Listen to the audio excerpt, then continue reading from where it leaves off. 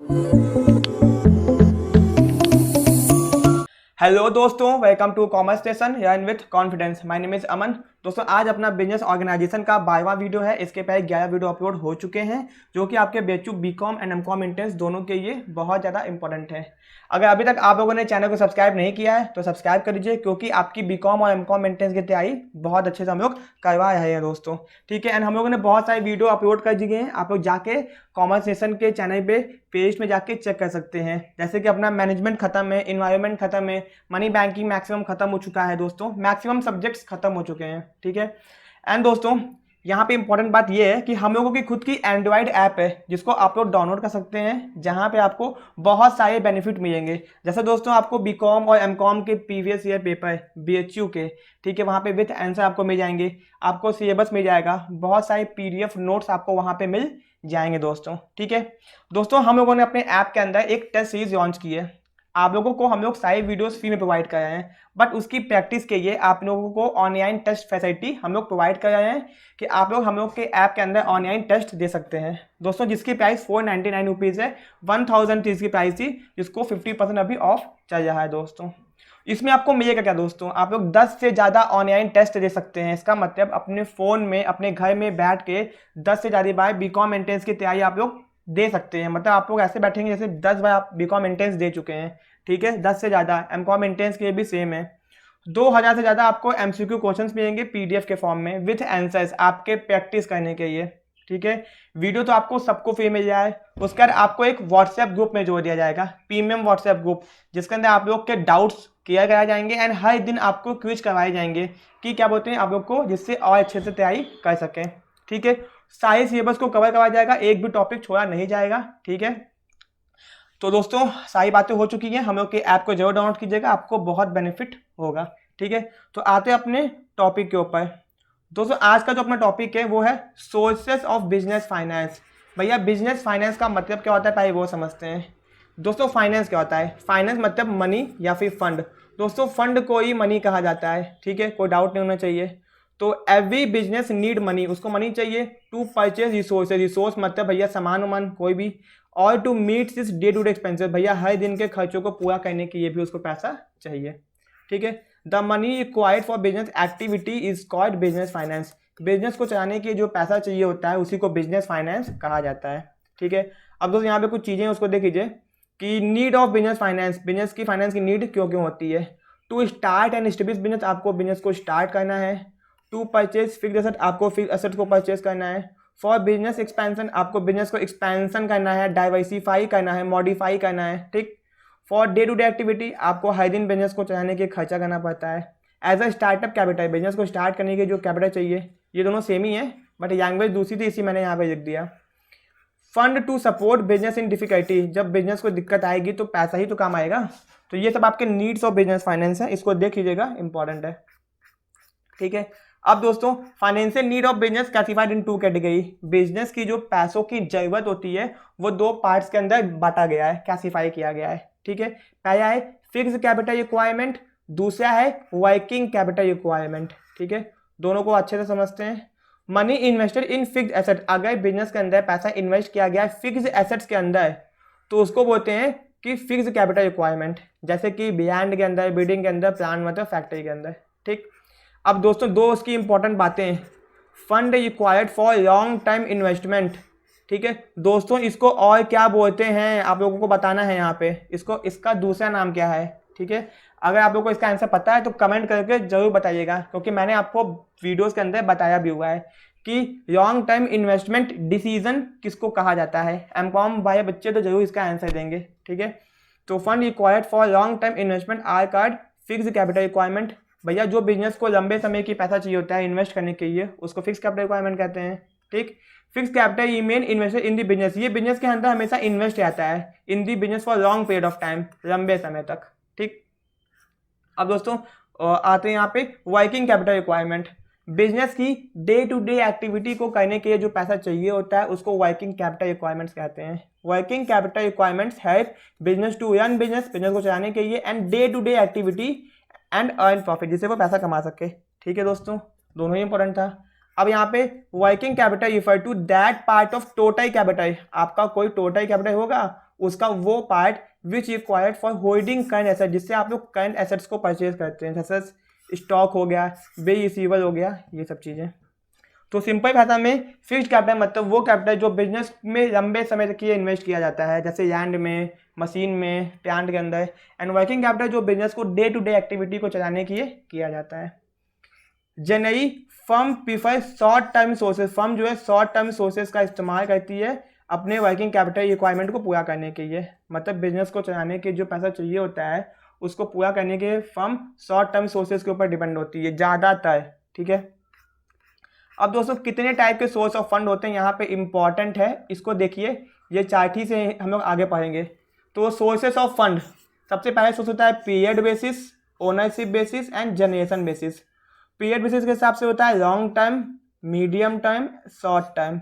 Ownership basis के हिसाब से owner fund, borrowed fund. Owner मतलब खुद का पैसा, बोरोड मतलब उधार का पैसा। ठीक है, इंटरनल मतलब बिजनेस के अंदर से पैसा उठाया गया है, एक्सटर्नल मतलब बिजनेस के बाहर से पैसा उठाया गया है। ठीक है दोस्तों, हम लोग डिटेल में एक एक को पढ़ते जाते हैं। मैंने इतने शॉर्ट नोट्स बनाए कि आपको आसानी से समझ में आ जाएगा, कोई भी आपको डाउट नहीं होगा। तो चलिए आते हैं। सबसे पहले दोस्तों पीरियड बेसिस के हिसाब से 3 पार्ट का होता है, long term, medium term and short term. Long term source वो होता है if an enterprise require fund for period of more then 5 year. अगर किसी बिजनेस को 5 साल से ज़्यादा की पैसा चाहिए तो उसको लॉन्ग टर्म सोर्स कहते हैं। ठीक है दोस्तों, याद रखिएगा 5 ईयर्स, इसको एकदम रट्टा मार जाइए। ठीक है, जैसे कि शेयर्स हो गए, इसके अंदर इक्विटी शेयर्स पर प्रीफरेंस शेयर दोनों आ गए। डिवेंचर हो गया, लॉन्ग टर्म बोरोइंग, चाहे आप बैंक से लीजिए चाहे आप फाइनेंशियल इंस्टीट्यूशन से लीजिए। दोस्तों यहाँ पे आपसे एक क्वेश्चन, बैंक और फाइनेंशियल इंस्टीट्यूशंस में डिफरेंस क्या होता है? ठीक है, थोड़ा सा सेम लगा होगा आप लोगों को बट क्वेश्चन अलग है एंड ये इसमें डिफरेंशिएट होता है। तो दोस्तों यहाँ पे आप लोग कमेंट करके जरूर बताइएगा कि बैंक और फाइनेंशियल इंस्टीट्यूशंस में डिफरेंस क्या होता है। ठीक है, प्लीज़ गूगल मत कीजिएगा, अगर पता है तो ही बताइएगा, गलत बट बताइएगा जरूर, बट गूगल मत कीजिएगा क्योंकि इससे आपकी नॉलेज इन्हांस होगी।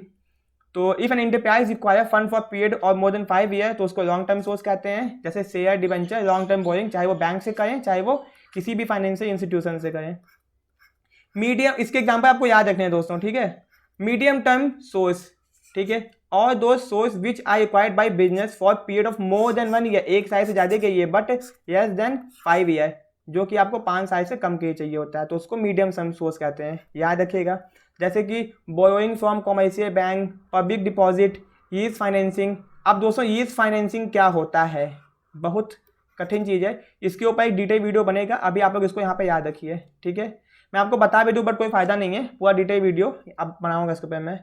लोन फ्रॉम फाइनेंशियल इंस्टीट्यूशंस, अगर ये सब चारों हैं तो ये आता है आपके मीडियम टर्म के अंदर आता है। मीडियम टर्म मतलब 1 साल से ज़्यादा एंड 5 साल से कम दोस्तों। ठीक है, इसको आप लोग याद रखिएगा।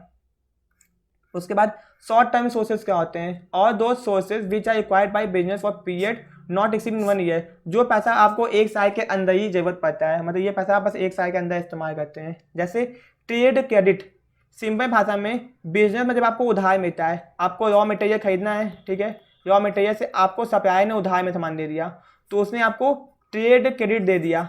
इसको भी मैं आगे आपको अच्छे से समझाऊंगा क्योंकि इस चैप्टर को बहुत बड़ा चैप्टर है ये, इसके अंदर हम लोग को सब कुछ डिटेल में समझना है। तो ट्रेड क्रेडिट हो गया, बैंक से लोन हो गया 1 साल का। कमर्शियल पेपर, ठीक है दोस्तों, कमर्शियल पेपर क्या होता है मैंने फाइनेंशियल मार्केट के वीडियोस के अंदर अच्छे से बताया है। ठीक है, एंड ये मनी मार्केट का एक इंस्ट्रूमेंट है, इसको याद रखिएगा, जो कि short term sources of fund के अंदर आता है। ठीक है, तो ये आपको यहाँ पे याद रखना है। ये तीनों खत्म हो गया अपना।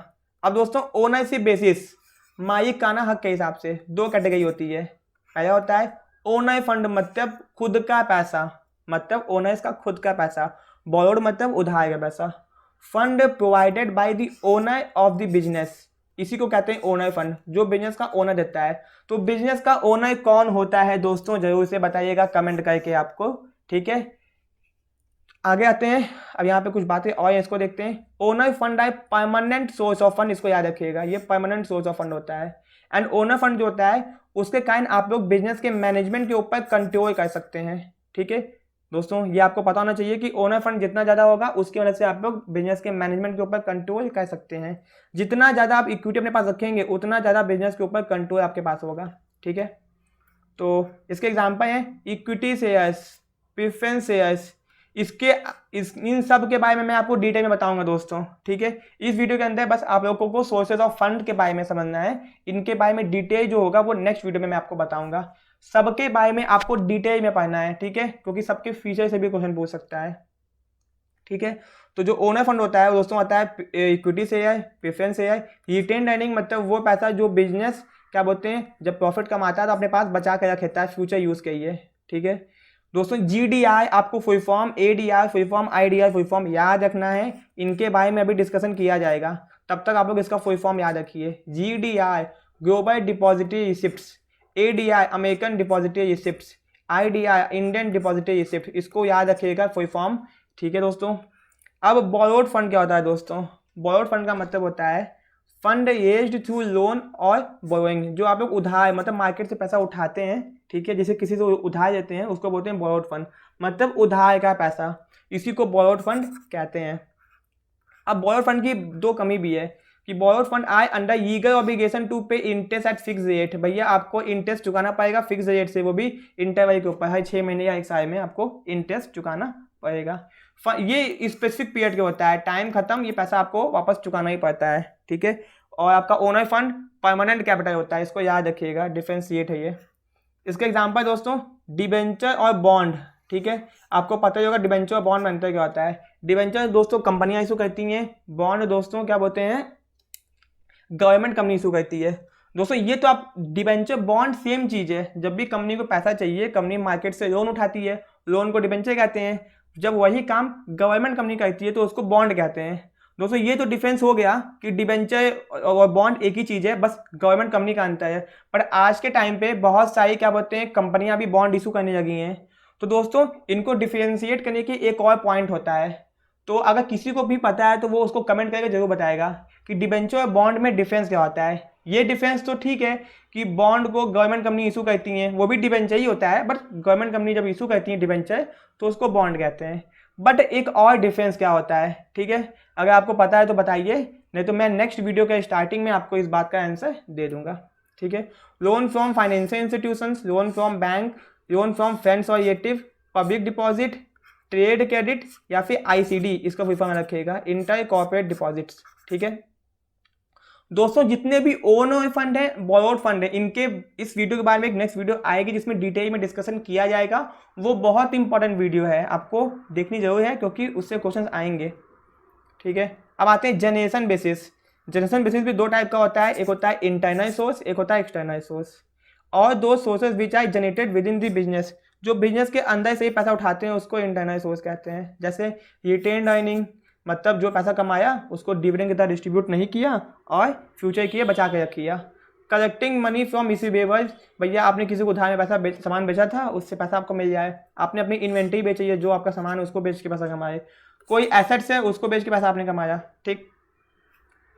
अब एक्सटर्नल सोर्सेज क्या होते हैं? और दो sources which are generated from outside the business, वो पैसा जो आप लोग बाहर से, मैक्सिमम तो बाहर के ही हैं। तो डिबेंचर आपने इशू कर दिया, borrowing from commercial bank and accepting public deposit. दोस्तों आपको सारे के सारे एग्जाम्पल ध्यान में देने हैं, इतना कठिन नहीं है, बहुत इजी है, एक बार रीडिंग मारेंगे याद हो जाएगा।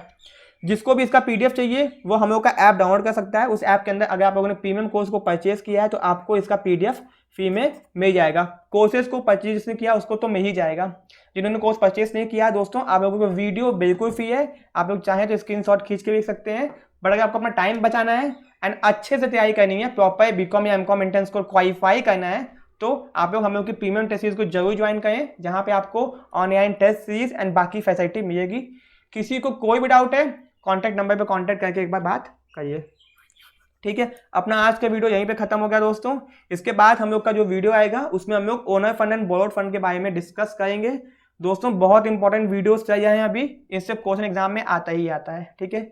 2 से 3 वीडियो और आएंगे एंड अपना पूरा बिजनेस ऑर्गेनाइजेशन खत्म, ठीक है। तो वीडियो पसंद आया तो वीडियो को लाइक, चैनल को सब्सक्राइब जरूर कीजिएगा, अपने फ्रेंड्स में भी आप लोग शेयर कर सकते हैं, ठीक है। मिलते हैं अपने नेक्स्ट वीडियो में। Thank you so much.